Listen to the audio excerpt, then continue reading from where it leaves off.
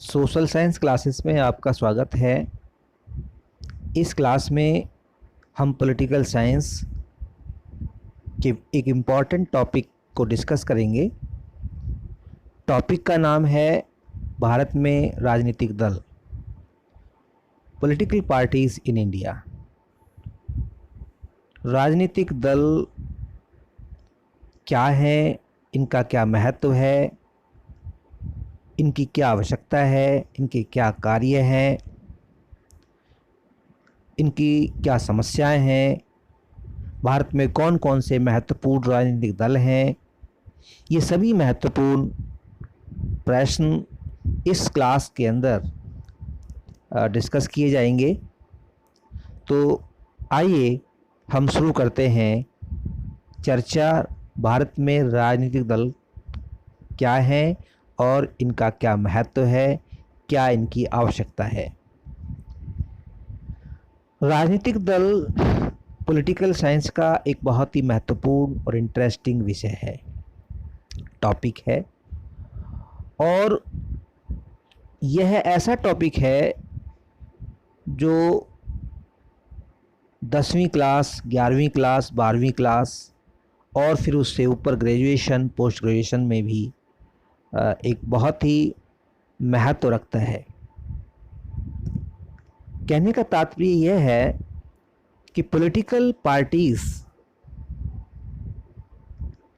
का जो टॉपिक है वो बहुत ही रेलेवेंट टॉपिक है, बहुत ही इम्पोर्टेंट टॉपिक है। तो इसमें सबसे पहले हम ये जानने का प्रयास करते हैं कि पॉलिटिकल पार्टीज़ को हम कैसे इंट्रोड्यूस करें।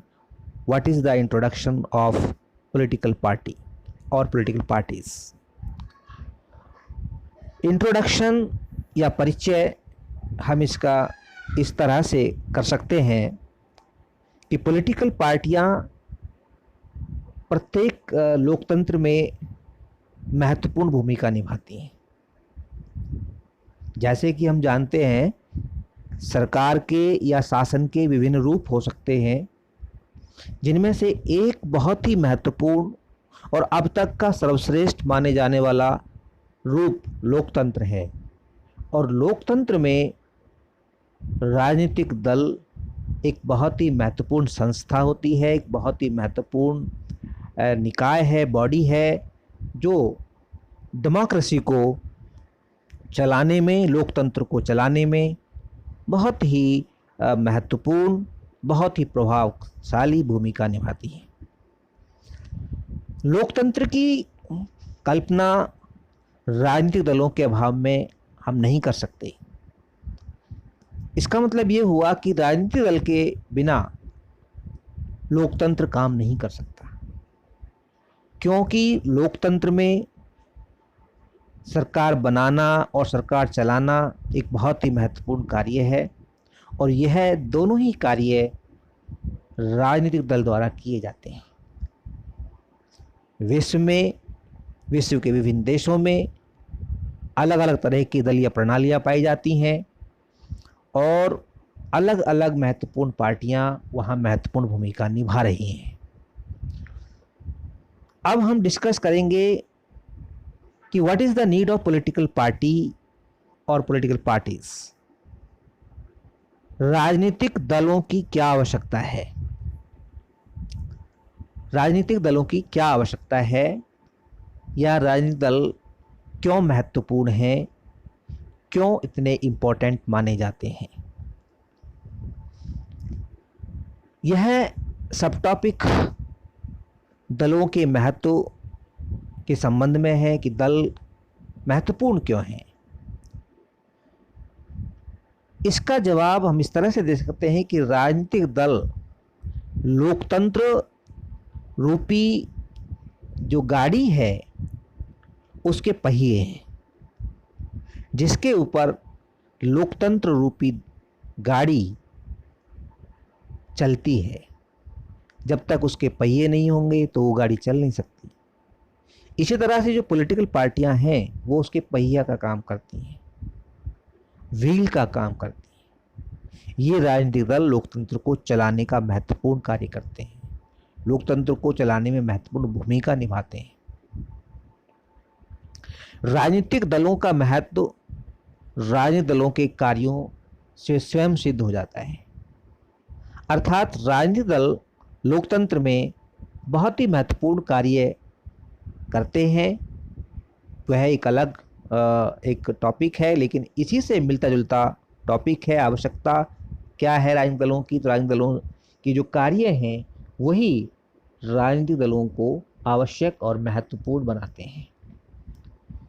राजनीतिक दल लोकतंत्र को चलाने में, लोकतंत्र को सफल बनाने में महत्वपूर्ण भूमिका निभाते हैं और राजनीतिक दलों के अभाव में लोकतंत्र की कल्पना करना संभव नहीं है। लोकतंत्र जैसे कि हम जानते हैं कि एक प्रतिनिधियों द्वारा चलाया जाने वाला शासन है और इन प्रतिनिधियों का चुनाव जनता करती है, लेकिन ये प्रतिनिधि किसी न किसी पार्टी से जुड़े होते हैं। अधिकांश प्रतिनिधि किसी न किसी पार्टी से जुड़े होते हैं और वो फिर प्रतिनिधि सामूहिक रूप में एक दल के रूप में सरकार बनाने का दावा करते हैं और सरकार बनाते हैं, फिर सरकार को चलाते हैं। यदि राजनीतिक दल ना हो और सभी व्यक्ति इंडिपेंडेंटली स्वतंत्र रूप से चुनाव लड़ें तो फिर इससे सरकार बनाना और उसे चलाना बहुत ही मुश्किल काम हो जाएगा, क्योंकि एक व्यक्ति जो स्वतंत्र रूप से चुना गया है, किसी पार्टी से संबंधित नहीं है और सभी व्यक्ति फिर इसी तरह से चुने गए हैं, तो फिर वो उनमें आपस में समन्वय कैसे बनेगा। उन सभी स्वतंत्र रूप से चुने गए प्रतिनिधियों का नेता कौन होगा और कौन कौन मंत्री होंगे, कौन प्रधानमंत्री बनेगा, कौन मुख्यमंत्री बनेगा। तो ये बहुत ही महत्वपूर्ण प्रश्न हैं जिनका जवाब, जिनका उत्तर सिर्फ और सिर्फ राजनीतिक दल ही दे सकते हैं। तो राजनीतिक दल क्योंकि एक समूह के रूप में कार्य करते हैं और समूह के रूप में कार्य करने के नाते उनका एक नेता होता है और नेता होने के साथ साथ उस दल के कुछ सक्रिय सदस्य होते हैं और वो सक्रिय सदस्य अपनी विचारधारा को आगे बढ़ाने के लिए अपनी विचारधारा के अनुसार जनहित में कार्य करते हैं। तो इस तरह राजनीतिक दल लोकतंत्र में बहुत ही महत्वपूर्ण है और राजनीतिक दलों की लोकतंत्र में बहुत महत्वपूर्ण आवश्यकता है। आइए अब हम चर्चा करेंगे कि राजनीतिक दलों का भारत में विकास कैसे हुआ। We will discuss the evolution of parties in India, how political party system evolved in India. भारत में राजनीतिक दल प्रणाली या भारत में राजनीतिक दल किस तरह से विकसित होते हैं, कैसे उनका उदय होता है। तो यह भी एक बहुत ही महत्वपूर्ण सब टॉपिक है इस चैप्टर का। यदि हम भारत में दलों या पार्टियों के विकास की बात करते हैं तो इस बात को हम दो फेज में या दो चरणों में हम इसको बांट करके ज़्यादा अच्छी तरह से समझ सकते हैं। We can understand the evolution of parties in India in two phases. ये जो दो फेज हैं, जो दो चरण हैं, इन चरणों में हम राजनीतिक दलों के विकास को बहुत अच्छी तरह से भली भांति समझ सकते हैं। तो पहला चरण है बिफोर इंडिपेंडेंस और दूसरा चरण है आफ्टर इंडिपेंडेंस। बिफोर इंडिपेंडेंस में वह चरण आता है जिसमें आज़ादी से पहले, स्वतंत्रता से पहले पार्टियां बनी। तो भारत 1947 में आज़ाद हुआ, 15 अगस्त 1947 को भारत ने स्वतंत्रता प्राप्त की और स्वतंत्रता से पहले भी भारत में कई राजनीतिक दल अस्तित्व में आ चुके थे, जिनमें बहुत ही महत्वपूर्ण जो पार्टी थी या दल था वह था Indian national Congress, INC. INC या इंडियन नेशनल कांग्रेस जिसको हम कहते हैं। तो आईएनसी, हालांकि इस आईएनसी के बारे में हम बाद में आगे डिस्कस करेंगे डिटेल में। 1885 में आईएनसी बन जाती है, 1885 में, और इसके जो संस्थापक हैं वो ए ओ ह्यूम को माना जाता है। तो यह एक अलग इसमें एक प्रश्न है कि जब हम महत्वपूर्ण पार्टियों के बारे में चर्चा करेंगे तो वहाँ पर आईएनसी के बारे में बहुत ही डिटेल में चर्चा की जाएगी। तो यहाँ जब हम भारत में पार्टियों या दलों के विकास की बात करते हैं तो उसमें हम इसे 2 चरणों में बांट करके इंडिपेंडेंस से पहले यानी आज़ादी से पहले और आज़ादी के बाद के चरणों के दौरान जो जो पार्टियां अस्तित्व में आईं उन पार्टियों का हम इसमें जिक्र कर सकते हैं। तो सबसे पहले हम आईएनसी का ही जिक्र करेंगे, that came into existence in 1885 and it was established bye A.O.. Hume who was a British retired officer. इसके साथ ही और भी दूसरे दल बनते हैं और उनमें महत्वपूर्ण एक दल था जिसका नाम था मुस्लिम लीग, ML मुस्लिम लीग, जो 1906 में बनता है। 1906 में 1906 ओके 1906 मुस्लिम लीग की स्थापना हो जाती है। अली ब्रदर्स इस पार्टी की स्थापना करते हैं। शौकत अली और लियाकत अली जो कि 2 भाई थे, उन्होंने इस पार्टी को बनाया। आगा खां भी एक महत्वपूर्ण जो है इस पार्टी का लीडर था और बाद में मोहम्मद अली जिन्ना इस पार्टी का एक सर्वमान्य नेता के रूप में उभरा और फिर इस पार्टी ने देश को विभाजन की तरफ ले जाने में एक महत्वपूर्ण भूमिका निभाई। और अगर हम ये कहें कि मुस्लिम लीग की वजह से ही भारत का विभाजन हुआ है तो इसमें कोई अतिशयोक्ति नहीं होगी, क्योंकि बाद में 1940 में मुस्लिम लीग ने भारत से आज़ाद होने की मांग की और पाकिस्तान बनाने की मांग की और यह मांग 1947 तक आते आते बहुत ही मजबूत हो गई, बहुत बलवती हो गई और मजबूरन फिर भारत का बंटवारा हुआ, भारत का विभाजन हुआ और इस तरह से 14 अगस्त 1947 को पाकिस्तान बना, पाकिस्तान की स्थापना हुई और 15 अगस्त 1947 को भारत आज़ाद हुआ। इसी के साथ ही इसमें और भी कई सारी पार्टियां थीं और उन पार्टियों में एक जो अहम नाम था वो था 1925 में बनने वाली पार्टी CPI का। एक बहुत ही महत्वपूर्ण पार्टी थी CPI, okay CPI, communist party of India, जो 1925 में बनी। यह पार्टी कार्ल मार्क्स की विचारधारा को मानने वाली पार्टी थी। कार्ल मार्क्स जो कि एक बहुत ही महत्वपूर्ण समाजवादी या साम्यवादी जिसको हम कहते हैं नेता था और जिसने अपने आप को मजदूरों और किसानों के शुभचिंतक और के बारे में अपने आप को प्रस्तुत किया और बाद में वह जो है एक बहुत ही महत्वपूर्ण सोशलिस्ट और लीडर के रूप में या फिर विचारक के रूप में वो जाना गया और उसने कई महत्वपूर्ण जो है किताबें लिखी और जिसमें से दास कैपिटल सबसे महत्वपूर्ण किताब मानी जाती है। दास कैपिटल का मतलब है कि पूंजी। और उसने देखा कि किस तरह से पूंजीपति बताया कि किस तरह से पूंजीपति किसानों का, मजदूरों का शोषण करते हैं और वो अपने आप को जो है प्रॉस्पर करते हैं, समृद्ध करते हैं। और तो उन्होंने उनका जो उद्देश्य था, उनकी जो एक लक्ष्य था वो वह था कि विश्व को एक तरह से क्लासलेस बनाना है, वर्ग विहीन बनाना है, वर्ग रहित बनाना है। क्योंकि उसने बताया कि भाई इस संसार में हमेशा से 2 वर्ग रहे हैं, एक शोषक वर्ग और एक शोषित वर्ग।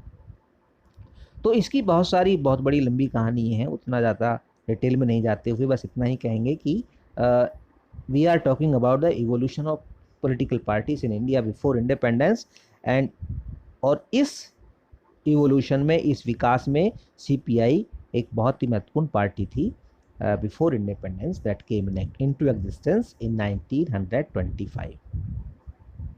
मानवेंद्र नाथ राय को इसका संस्थापक माना जाता है। इसके साथ ही और भी कई पार्टियां बनी,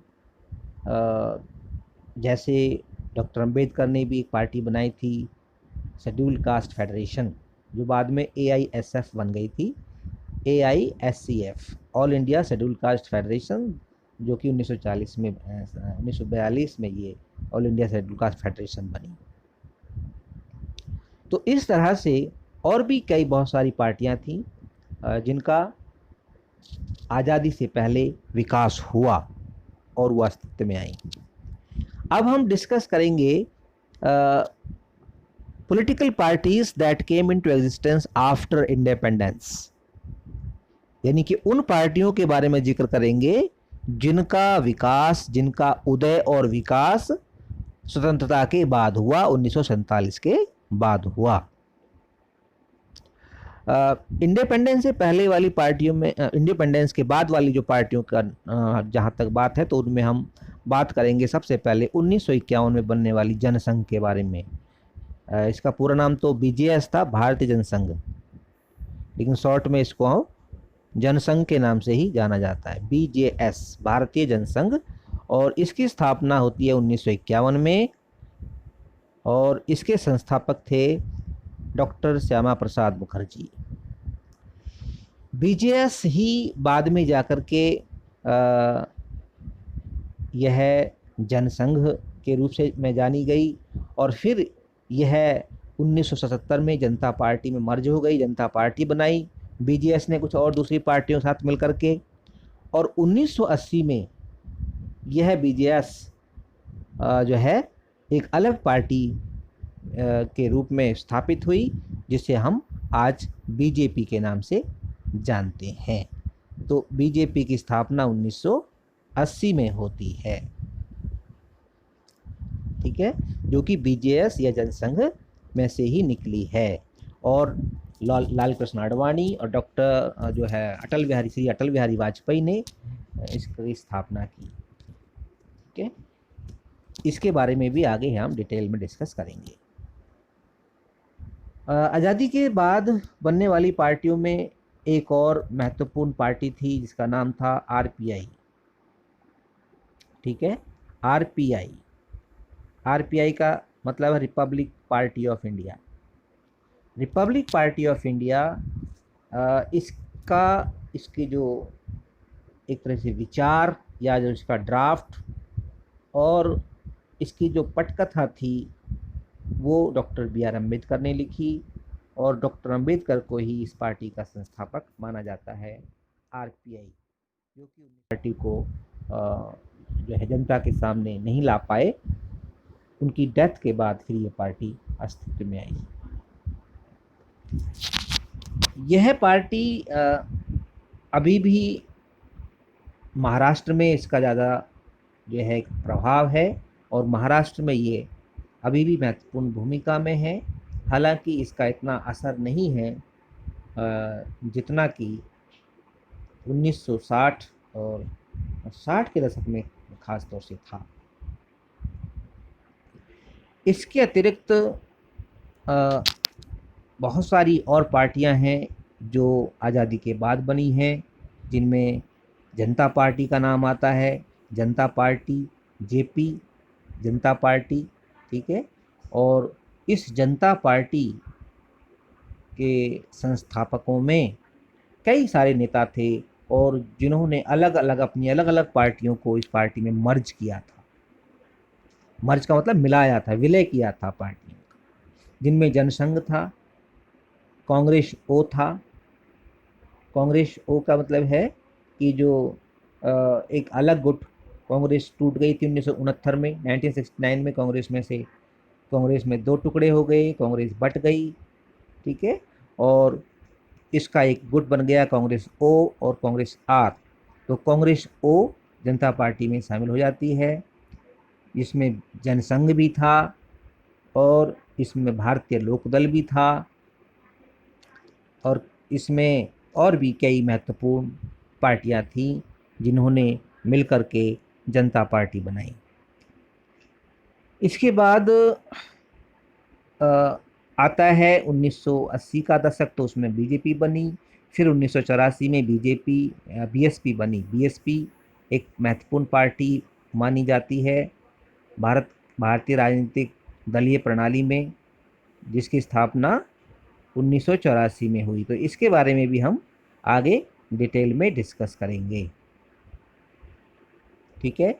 इसके साथ ही फिर और पार्टियां जैसे जनता दल बनी 1989 में, 1989 जनता दल बनी, और फिर जनता दल के कई टुकड़े हुए, उसमें से आरजेडी बनी, समाजवादी पार्टी बनी, और जो है उनमें से और भी कई सारी पार्टियां बनी हैं, समता पार्टी वगैरह वगैरह। इसके साथ ही कांग्रेस में से और आगे टुकड़े हुए, जिसमें तृणमूल कांग्रेस बनी ममता बनर्जी की, और फिर एनसीपी बनी, नेशनलिस्ट कांग्रेस पार्टी, जिसके नेता शरद पवार हैं। तो इस तरह से फिर सीपीआई भी टूट गई 1964 में, और सीपीआई में से एक पार्टी और बनी जिसको हम सीपीएम के नाम से जानते हैं। तो यह भारतीय दलों का विकास का एक तरह से चरण रहा है कि किस तरह से भारत में दलों का विकास हुआ है, दलों का उदय हुआ है। तो एक बहुत ही महत्वपूर्ण प्रश्न है ये। अब आगे हम डिस्कस करेंगे पॉलिटिकल पार्टी का अर्थ, meaning and definition of political party, या व्हाट इज पॉलिटिकल पार्टी और डिफाइन पॉलिटिकल पार्टी। राजनीतिक दल किसे कहते हैं, अथवा राजनीतिक दल की क्या विषय परिभाषा है, यह अपने आप में एक बहुत ही महत्वपूर्ण प्रश्न है। हालांकि यह प्रश्न छोटा प्रश्न होता है, 2 नंबर का प्रश्न हो सकता है और 1 नंबर का भी हो सकता है। अब दल किसे कहते हैं, अभी तो हम बात कर रहे थे कि दलों की क्या आवश्यकता है और दलों का क्या परिचय है, और दल पॉलिटिकल पार्टीज का भारत में कैसे उदय हुआ, कैसे उनका विकास हुआ। अब जो महत्वपूर्ण जो इसका चरण शुरू होता है वह है इसका अर्थ और परिभाषा, और राजनीतिक दल के अंग क्या हैं। ठीक है, ये सब हम इसमें डिस्कस करेंगे। तो राजनीतिक दल बिल्कुल सिंपल और बहुत ही सामान्य भाषा में अगर हम बात करें तो राजनीतिक दल लोगों का समूह है। ठीक है, यह है क्या, कोई भी पार्टी है, चाहे वो कांग्रेस है, चाहे बीजेपी है, बसपा है, या कोई अन्य पार्टी, क्या है ये, इसमें कुछ लोग ही तो हैं, कुछ लोग इसके सदस्य के रूप में, कुछ कार्यकर्ता के रूप में, कुछ नेता के रूप में काम कर रहे हैं। तो वो लोगों का एक संगठित समूह है। कैसा समूह है, संगठित समूह है। तो राजनीतिक दल लोगों का एक संगठित समूह है जो राजनीतिक उद्देश्यों को पूरा करने के लिए एकजुट हुए हैं या फिर संगठित हुए हैं। उनका उद्देश्य क्या है, हर पॉलिटिकल पार्टी का एक जो सबसे बड़ा उद्देश्य होता है वो होता है पॉलिटिकल गोल होता है, उसका पॉलिटिकल ऑब्जेक्टिव होता है, राजनीतिक उद्देश्य होता है, और वो राजनीतिक उद्देश्य है सत्ता पाना, सरकार बनाना, और सरकार बना करके अपनी आइडियोलॉजी के अनुसार अपने एजेंडे को लागू करना और लोगों के लिए विकास कार्य या फिर दूसरे अन्य कार्य करना। तो किसी भी पार्टी का जो मकसद है, उद्देश्य है, वो सत्ता प्राप्त करना है। तो इसको हम ऐसे भी कह सकते हैं कि राजनीतिक दल लोगों का एक संगठित समूह है जो सत्ता प्राप्त करने के लिए संगठित हुए हैं और जो एक विचारधारा में विश्वास करते हैं। ठीक है, अर्थात जिनकी लगभग समान विचारधारा होती है। ऐसे नहीं कि उनकी विचारधारा अलग अलग हों और वो एक ही पार्टी में काम करते हों, ऐसा नहीं है। हालांकि कांग्रेस के टाइम में ये था कि कुछ अलग विचारधाराओं के लोग, पृथक विचारधाराओं के लोग भी कांग्रेस पार्टी के अंग थे, कांग्रेस पार्टी के हिस्सा थे। लेकिन ये आज़ादी से पहले और नेहरू के समय तक ऐसा रहा, और नेहरू के बाद तो कांग्रेस पार्टी में वही लोग बचे जो इंदिरा गांधी की विचारधारा को स्वीकार करते थे और मानते थे। यानी कि जिस विचारधारा को इंदिरा गांधी मानती थी उसी को कांग्रेस पार्टी के अन्य नेता मानते थे, अदरवाइज उनके लिए पार्टी में कोई जगह नहीं थी। सभी पार्टियां अब यह ऐसा ही करती हैं। बीजेपी का भी यही है कि बीजेपी में वही व्यक्ति सदस्य के रूप में रह सकता है जो एक तरह से कह सकते हैं कि जो बीजेपी की विचारधारा को फॉलो करता है, उसे मानता है। तो राजनीतिक दल लोगों का एक ऐसा समूह है जो राजनीतिक उद्देश्यों को पूरा करने अर्थात सरकार बनाने के लिए संगठित हुए हैं और जिनकी एक समान विचारधारा होती है। ठीक है, ऐसे लोगों के समूह को हम क्या कहते हैं? दल कहते हैं, राजनीतिक दल कहते हैं, पॉलिटिकल पार्टी कहते हैं। इसके साथ ही इसकी विभिन्न विद्वानों ने इसकी अलग अलग परिभाषाएं दी हैं, तो उन परिभाषाओं के बारे में हम यहाँ ज़्यादा डिस्कस नहीं करेंगे। अब हम बात करेंगे कि इसके पार्ट्स क्या हैं, राजनीतिक दलों के पार्ट्स क्या हैं, पार्ट्स ऑफ पॉलिटिकल पार्टी, या राजनीतिक दलों के अंग क्या हैं। तो कोई भी राजनीतिक दल जो है उसके मुख्यतः 4 अंग होते हैं, 4 अंग या तत्व भी कह सकते हैं हम इनको। ठीक है, अंग को हम तत्व भी कह सकते हैं, elements, 4 elements of the political party. ठीक है, और ये जो ये तत्व हैं इनमें नंबर 1 है सक्रिय सदस्य यानी एक्टिव मेंबर्स, यानी कि active members are those members of the party who participate in the meetings of party, clear, and who organize the political rallies, जो political rallies को organize करते हैं, political meetings में भाग लेते हैं और लोगों के साथ जुड़ कर के पार्टी की विचारधारा को फैलाते हैं, बढ़ाते हैं, राजनीतिक पार्टी का जनाधार बढ़ाने के लिए कोशिश करते हैं, इसके लिए लोगों से जुड़ते हैं, लोगों के बीच में आते जाते रहते, तो उन्हें हम active members of political party कहते हैं।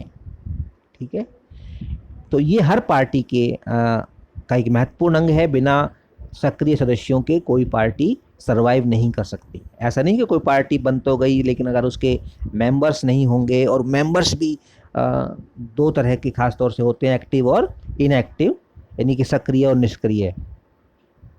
तो सक्रिय जो मेंबर्स हैं वो उनका बहुत महत्वपूर्ण भूमिका है, बहुत महत्वपूर्ण उनका रोल होता है, क्योंकि वो पार्टी को चलाने में महत्वपूर्ण भूमिका निभाते। एक संगठन, एक पार्टी एक संगठन ही तो है, एक ऑर्गेनाइजेशन है, और ये इस ऑर्गेनाइजेशन को चलाने के लिए कुछ सदस्यों का होना, कार्यकर्ताओं का होना जरूरी है। इसी तरह से अगला जो इसका अंग है वो है नेतृत्व या लीडरशिप और नेतृत्व कह सकते हैं इसको हिंदी में। तो नेतृत्व क्या होता है? नेता। किसी भी दल, कोई भी दल बिना नेतृत्व के, बिना नेता के कामयाब नहीं हो सकता है, सफल नहीं हो सकता है। कोई भी दल, चाहे वो छोटा दल है या बड़ा दल है, उसका एक नेता होता है, और उस नेता के साथ साथ कुछ लोग जो है और ही महत्वपूर्ण स्थिति में होते हैं, जो नेता के साथ मिलकर के पार्टी के लिए रणनीति बनाते हैं, स्ट्रैटेजी तो तैयार करते हैं, पार्टी के लिए प्लान तैयार करते हैं। तो वो जो है उसको हम नेतृत्व कहते हैं। नेता, पार्टी का नेता जो पार्टी को लीड करता है, पार्टी की बैठकों की अध्यक्षता करता है, पार्टी के लिए दिशा निर्देश देता है, उसे हम नेता कहते हैं। ठीक है, तो ये नेता भी राजनीतिक दल का बहुत ही महत्वपूर्ण अंग है, हिस्सा है। अगला अंग है इसका समर्थक, सपोर्टर्स। ठीक है, supporters are those who supports the party, who believes in the ideology of the party and who votes the party। समर्थक वे लोग होते हैं जो पार्टी की विचारधारा को फॉलो करते हैं, मानते हैं, पार्टी की रैलियों में, बैठकों में हिस्सा लेते हैं और पार्टी के लिए वोट देते हैं चुनावों में, पार्टी को समर्थन देते हैं चुनावों में, तो उसे हम सपोर्टर्स कहते हैं। तो हर पार्टी के अपने अपने सपोर्टर्स होते हैं, हालांकि ये सपोर्टर्स बदलते रहते हैं, कभी ये समर्थक कांग्रेस के बन जाते हैं, तो कभी बीजेपी के बन जाते हैं, फिर किसी अन्य पार्टी के बन जाते हैं, लेकिन कुछ खास लोग होते हैं जो उस पार्टी से ही जुड़े होते हैं, तो उनको हम क्या कहते हैं, समर्थक या सपोर्टर। तो सपोर्टर्स को भी हम दो भाग में बांट सकते हैं, टेम्परेरी एंड परमानेंट। टेम्परेरी तो वो होते हैं कि जो समय के अनुसार बदलते रहते हैं, समय का रुख देख करके वो अपना समर्थन किसी पार्टी को देते हैं। लेकिन कुछ लोग ऐसे समर्थक हैं जो बिल्कुल उस पार्टी से जुड़े होते हैं, चाहे वो पार्टी बिल्कुल चाहे चुनाव जीते या हारे, इससे उनका कोई मतलब नहीं है, लेकिन वो पार्टी को वोट देते हैं। चौथा इसका जो अहम महत्वपूर्ण जो तत्व है पॉलिटिकल पार्टी का, वह है आइडियोलॉजी या विचारधारा। ठीक है, विचारधारा के बिना कोई भी दल आगे नहीं बढ़ सकता। कोई भी दल, उसका निर्माण, उसकी जो स्थापना, वो भी एक विचारधारा के आधार पर ही होती है। उसकी एक आइडियोलॉजी होती है, वो एक खास आइडियोलॉजी में विश्वास करती है और उस आइडियोलॉजी के आधार पर ही अपनी स्ट्रैटेजी बनाती है, अपनी रणनीति बनाती है। तो हर पॉलिटिकल पार्टी की अपनी एक ना एक कोई विचारधारा है। जैसे हम बात करें कांग्रेस की, तो उसका जो मुख्य विचारधाराओं में आता है, उसमें समाजवाद में विश्वास करती है, उसके साथ ही वह पंथ निरपेक्षता या धर्मनिरपेक्षता में विश्वास करती है। ठीक है, इसी तरह से स्वतंत्रता और समानता जैसे सिद्धांतों में विश्वास करती है। उसके साथ कांग्रेस, जहाँ तक बीजेपी का सवाल है, बीजेपी का प्रश्न है, तो उसकी भी अपनी एक विचारधारा है। उसकी विचारधारा के जो मुख्य तत्व हैं वो हिंदुत्व है। ठीक है, और वो हिंदुत्व के आधार पर, उसी आइडियोलॉजी के आधार पर ही अपनी राजनीति करती है। और हालांकि बाद में उन्होंने अपनी स्ट्रैटेजी में थोड़ा सा परिवर्तन किया है, और जो हाल ही के चुनाव हुए हैं उनमें उनका एक बहुत ही महत्वपूर्ण नारा रहा, सबका साथ सबका विकास। मतलब वो सबके साथ और सबके विकास में भी अब विश्वास करने लगी है। तो यह भी उनके विचारधारा का एक बहुत महत्वपूर्ण हिस्सा है। तो ये राजनीतिक दल के अंग हैं, पहला सक्रिय सदस्य, दूसरा नेतृत्व, तीसरा समर्थक और चौथा विचारधारा। इसके साथ ही अगला जो टॉपिक है इसका, वह है फंक्शंस ऑफ पॉलिटिकल पार्टीज। बस हम इसको ही और डिस्कस करते हैं, फिर इसके बाद इस वीडियो में फिर हम इसको यहीं समाप्त करेंगे। फिर अगले पार्ट में दूसरा टॉपिक जो है डिस्कस करेंगे। तो now we discuss the functions of political parties. राजनीतिक दलों के कार्य, या राजनीतिक दलों के क्या कार्य हैं, या राजनीतिक दलों की क्या भूमिका है। देखिए, पहले जो हमने डिस्कस किया था कि राजनीतिक दलों की आवश्यकता क्या है, तो ये जो कार्य हैं यही उसकी आवश्यकता को सिद्ध कर देते हैं। तो हम ये भी कह सकते हैं कि भाई राजनीतिक दल निम्नलिखित कार्य करते हैं जो कि लोकतंत्र में बहुत ही महत्वपूर्ण है, इसलिए राजनीतिक दल आवश्यक हैं। ठीक है, तो राजनीतिक दल लोकतंत्र में बहुत आवश्यक हैं और लोकतंत्र को चलाने में महत्वपूर्ण भूमिका निभाते हैं। ठीक है, और लोकतंत्र में यह निम्नलिखित भूमिकाएं निभाते हैं या निम्नलिखित कार्य करते हैं। नंबर 1, चुनाव लड़ना। ठीक है, चुनाव लड़ करके फिर क्या करते हैं, नंबर 2, सरकार बनाते हैं। तो पहला होता है टू फाइट इलेक्शन, चुनाव लड़ना, और उसके साथ फिर क्या, सरकार बनाना। यानी कि जब किसी दल को बहुमत प्राप्त हो जाता है, चुनावों में मेजॉरिटी प्राप्त हो जाती है, तो फिर वो क्या करता है, वो सरकार बनाता है। ठीक है, नंबर 3, सरकार को चलाना। सरकार बन गई तो सरकार को भी चलाना भी पड़ेगा, तो उसके लिए दल ही अपना एक नेता चुनता है जो प्रधानमंत्री होगा। फिर वो प्रधानमंत्री अपने दल के सदस्यों में से ही कुछ लोगों को मंत्री नियुक्त करवाता है। वो अपनी सिफारिश करता है, और प्रधानमंत्री की सिफारिश पर कुछ लोगों को राष्ट्रपति महोदय या राष्ट्रपति महोदया क्या करती हैं, वो उन्हें मंत्री नियुक्त करती हैं। ठीक है, तो इस तरह से ये प्रधानमंत्री और मंत्री सरकार को चलाते हैं, जिसको हम मंत्रिमंडल कहते हैं। ठीक है, तो मंत्रिमंडल का निर्माण करके एक सरकार चलाना, यह भी राजनीतिक दलों का ही कार्य है। तो पहले चुनाव लड़ना, नंबर 2 सरकार बनाना, नंबर 3 सरकार को चलाना। ये 3 बहुत ही महत्वपूर्ण कार्य हैं जो राजनीतिक दल करते हैं। इसके अलावा राजनीतिक दल और क्या करते हैं? राजनीतिक दल नंबर 4, जनहित या जन कल्याण के कार्य करना। जब सरकार बना लेते हैं, सरकार में जब आ जाते हैं तो जनता के कार्य कल्याण के लिए कार्य करेंगे। ठीक है, फिर वो क्या करेंगे जनता कल्याण के लिए? नंबर 5, नीतियाँ और कार्यक्रम बनाना। नीतियाँ और कार्यक्रम बनाना, ठीक है, to frame some policies and agenda, और टू कुछ ऐसी कार्यक्रम प्रोग्राम्स बनाना जो जनता के हित में हो, जनता के कल्याण के लिए हो। ठीक है, उसमें कुछ विकास कार्य भी होते हैं। विकास जैसे स्कूल बनाना है, कॉलेज बनाने हैं, यूनिवर्सिटी बनाने हैं, हॉस्पिटल्स बनाने, these all are development functions, development works. तो विकास कार्य करना। ठीक है, तो निर्णय सरकार जनता के लिए क्या करना? नीतियाँ बनाना और कार्यक्रम बनाना। इसके अलावा लोकतंत्र में जिस दल को बहुमत नहीं मिला, अर्थात जो सरकार नहीं बना पाया, क्योंकि लोकतंत्र में कई सारे दल चुनाव लड़ते हैं और किसी एक दल को या गठबंधन को बहुमत प्राप्त होता है और वो एक दल या गठबंधन सरकार बनाता है। लेकिन कुछ पार्टियां ऐसी रह जाती हैं या जो बहुमत प्राप्त नहीं कर पाती। तो उनमें से जो सबसे बड़ी पार्टी है वो क्या कहलाती है? विपक्षी पार्टी कहलाती है। अपोजिशन लीडर, अपोजिशन पार्टी कहलाती है। ठीक है, तो अपोजिशन दल यानी जो अपोजिशन पार्टी है या विपक्षी दल है, उसके रूप में महत्वपूर्ण भूमिका निभाना। तो विपक्ष के रूप में भी भूमिका निभाना ये भी राजनीतिक दलों का कार्य है। और ये विपक्ष कौन होता है? विपक्षी दल कौन सा होता है? विपक्षी दल वह होता है जिसे चुनावों में जनता ने समर्थन नहीं दिया है या फिर वह बहुमत प्राप्त नहीं कर पाई है। ठीक है, उदाहरण के लिए भारत के लोकसभा के चुनावों में 543 सीटें होते हैं, उनके चुनाव होता है 543 सीटों के लिए, और 543 सीटों के लिए में से सत्ता पक्ष को यानी कि जिसको सरकार बनानी है उसे कम से कम 272 सीटें मिलनी चाहिए, और जिसको 272 सीटें मिल जाती हैं उसे क्या मिल जाता है? उसे मिल जाता है बहुमत। और जिसको बहुमत मिल जाता है वो क्या करता है? वो सरकार चलाता है। और जिसको ये 272 सीटें नहीं मिलती, ठीक है, जिनसे कम रह जाती हैं, इससे कम है, लेस देन, मोर देन नहीं, लेस देन अगर इनसे कम है तो विपक्ष में आ जाता है।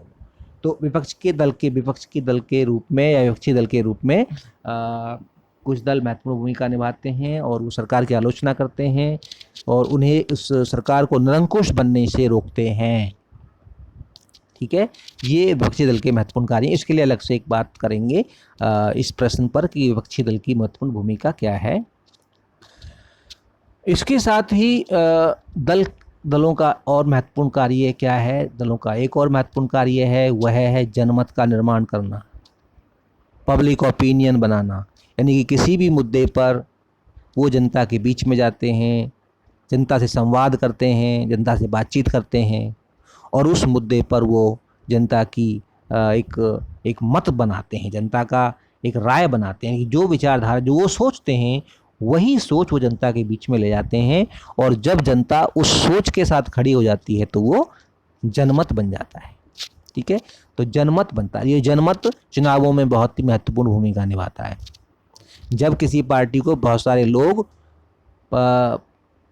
एक तरह से जो अपना समर्थन देने लग जाते हैं तो फिर वो पार्टी चुनाव जीत जाती है। तो उसके लिए क्या करना पड़ता है? जनमत बनाना पड़ता है। तो अब कांग्रेस पार्टी अपने पक्ष में जनमत बनाने की कोशिश कर रही है और बीजेपी के कुछ उन कार्यों को जनता के बीच में हाईलाइट करती है जिनमें भारतीय जनता पार्टी या सरकार जो है वो असफल हो रही है। तो हालांकि बीजेपी का तो कहना है कि हम तो अभी असफल नहीं हो रहे। तो यही बस जनमत का काम है। बीजेपी कह रही है कि हम सफलतापूर्वक कार्य कर रहे हैं और कांग्रेस कह रही है कि बीजेपी का जो सरकार है वो सही तरह से काम नहीं कर रही है। तो जब जनता जिस विचार को के साथ जुड़ेगी उसका चुनाव में देखने को असर मिलेगा। तो ये कुछ महत्वपूर्ण कार्य हैं जो राजनीतिक दल करते हैं। तो इस वीडियो में सिर्फ इतना ही। अन्य जो इसके शेष सब टॉपिक्स रह गए हैं उनके ऊपर अगले वीडियो में अर्थात पार्ट 2 में हम डिटेल में डिस्कस करेंगे। तो आगे वीडियो देखने के लिए आप इस चैनल को सब्सक्राइब करें। इस वीडियो को आप शेयर करना ना भूलें, और अगर वीडियो पसंद आया, इसने आपकी कुछ मदद की है, तो बिल्कुल आप इसको लाइक भी करें। Thank you.